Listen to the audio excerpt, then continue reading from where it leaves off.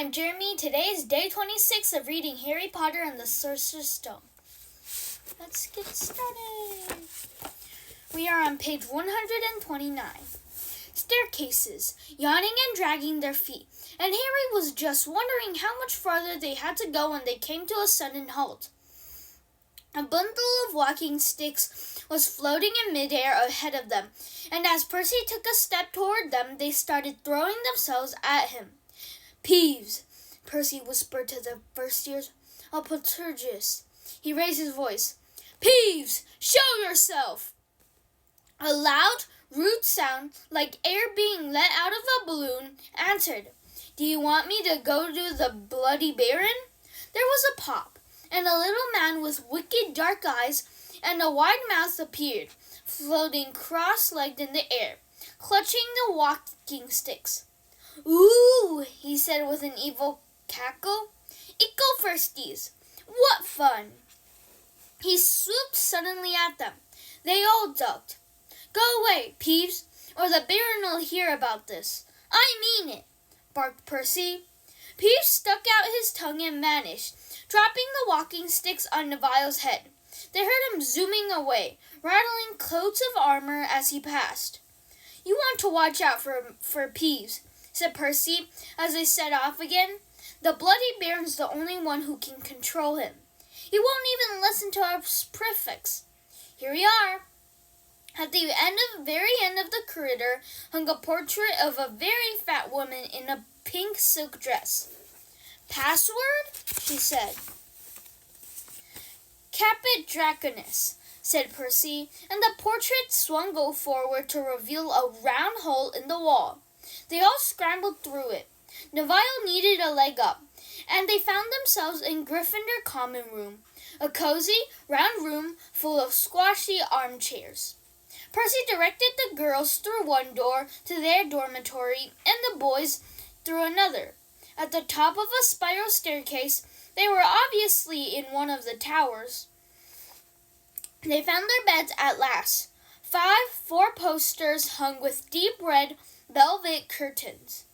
Their trunks had already been brought up. Too tired to talk much, they pulled on their pajamas and fell into bed. "Great food, isn't it?" Ron muttered to Harry through the hangings. "Get off, Scabbers! He's chewing my sheets." Harry was going to ask Ron if he'd had any of the treacle tart, but he fell asleep almost at once. Perhaps Harry had eaten a bit too much, because he had a very strange dream. He was wearing Professor Quirrell's turban, which kept talking to him, telling him he must transfer to Slytherin at once, because it was his destiny. Harry told the turban he didn't want to be in Slytherin. It got heavier and heavier. He tried to pull it off, but it tightened painfully. And there was Malfoy, laughing at him as he struggled with it. Then Malfoy turned into the hook-nosed teacher, Snape, whose laugh became high and cold. There was a burst of green light and Harry woke, sweating and shaking.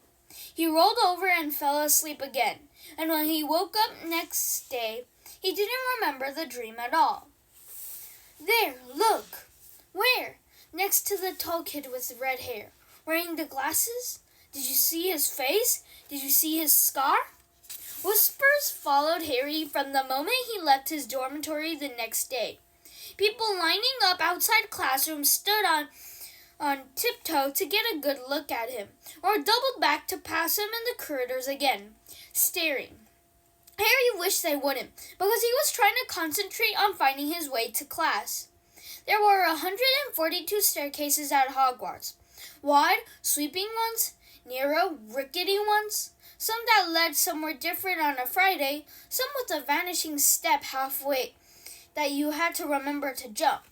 There were doors that wouldn't open unless you asked politely or tickled them in exactly the right place. And doors weren't really doors at all, but solid walls just pretending. It was also very hard to remember where anything was because it all seemed to move around a lot. The people in the portraits kept going to visit each other, and Harry was sure the coats of armor could walk. Ghosts didn't help either. There was always a nasty shock when one of them glided suddenly through a door you were trying to open. Nearly Headless Nick was always happy to point new Gryffindors in the right direction, but Peter Poltergeist was worth 2 locked doors and a trick staircase if you met him when you were late for class. He would drop waste paper baskets on your head, pull rugs from under your feet, pelt you with bits of chalk, or sneak up behind you, invisible, grab your nose, and screech, "Got your conch!" Even worse than Peeves, if that was possible, was the caretaker, Argus Filch. Harry and Ron managed to get on the wrong side of him on their very first morning. Filch found them trying to force their way through a door that unluckily turned out to be the entrance to the out-of-bound corridor on the 3rd floor. He wouldn't believe they were lost, was sure they were trying to break into it on purpose, and was threatening to lock them into the dungeons when they were rescued by Professor Quirrell, who was passing. Filch owned a cat called Mrs. Norris, a scrawny, dust-colored creature with bulging, lamp-like eyes just like Filch's. She patrolled the corridors alone. Break a rule in front of her, put just one toe out of line, and she'd whisk off for Filch, who would appear, wheezing, 2 seconds later.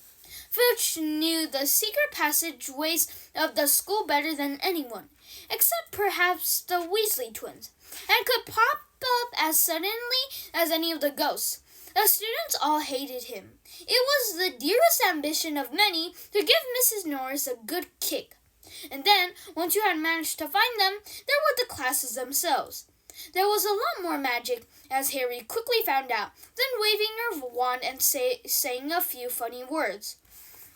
They had to study the night skies through their telescopes every Wednesday at midnight and learn the names of different stars and the movements of the planets. 3 times a week, they went out to the greenhouses behind the castle to study herbology with a dumpy little witch called Professor Sprout, where they learned how to take care of all the strange plants and fungi, and found out what they were used for. Easily, the most boring class was the history of magic, which was the only one taught by a ghost. Professor Binns had been very old indeed when he had fallen asleep in front of the staff room fire and got up next morning to teach, leaving his body behind him. Binns droned on and on while they scribbled down names and dates, and got Emmerich the Evil and Uric the Oddball mixed up. Professor Flitwick, the charms teacher, was a tiny little wizard who had to stand on a pile of books to see over his desk. At the start of their first class, he took the roll call, and when he reached Harry's name, he gave an excited squeak and toppled out of sight. Professor McGonagall was again different. Harry had been quite right to think she wasn't a teacher to cross.